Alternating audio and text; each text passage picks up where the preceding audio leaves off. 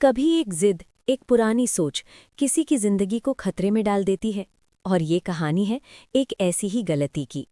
मीना 8 महीने की गर्भवती थी।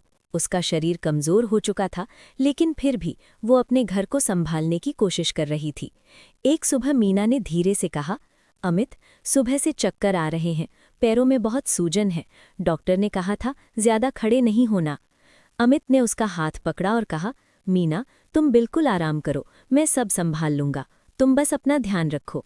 लेकिन तभी घर में एक तेज आवाज गूंजी, ये क्या तमाशा है अमित, मर्द होकर रसोई में जाओगे? हमारे जमाने में औरतें खेतों में काम करती थीं। अमित ने समझाने की कोशिश की, माँ, डॉक्टर ने कहा है मीना को बेड रेस्ट चाहिए। लेकिन सासू जी ने गुस्से में कहा, डॉक्टर नहीं, ये सब बहाने हैं। आजकल की लड़कियां काम से बचने के लिए कुछ भी कहती हैं। अमित मजबूरी में ऑफिस चला गया। कुछ देर बाद सासू जी ने आवाज लगाई, मीना, कब तक रानी बनकर बैठी रहोगी? उठो और काम करो। मीना ने कमजोर आवाज में कहा, माँ जी, सच में तबीयत ठीक नहीं है। सासू जी गुस्से में बोली, बहुत बोलने लगी हो, जाओ रसोई में। कमजोर शरीर, भारी सांसें और मजबूरी। मीना धीरे धीरे रसोई में पहुंची। उसके हाथ कांप रहे थे, पसीना बह रहा था। वो रोटी बेल रही थी कि अचानक उसे तेज चक्कर आया। आंखों के आगे अंधेरा छा गया और अगले ही पल वो जमीन पर गिर पड़ी।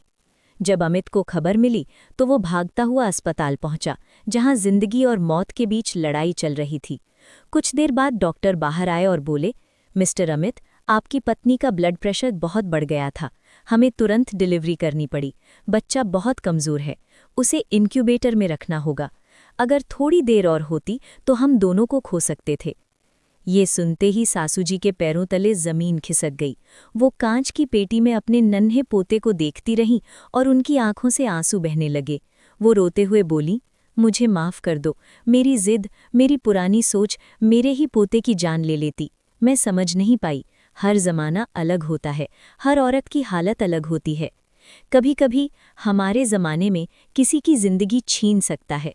गर्भावस्था में अनुभव नहीं, डॉक्टर की सलाह जरूरी होती है, क्योंकि एक छोटी सी गलती पूरी जिंदगी बदल सकती है।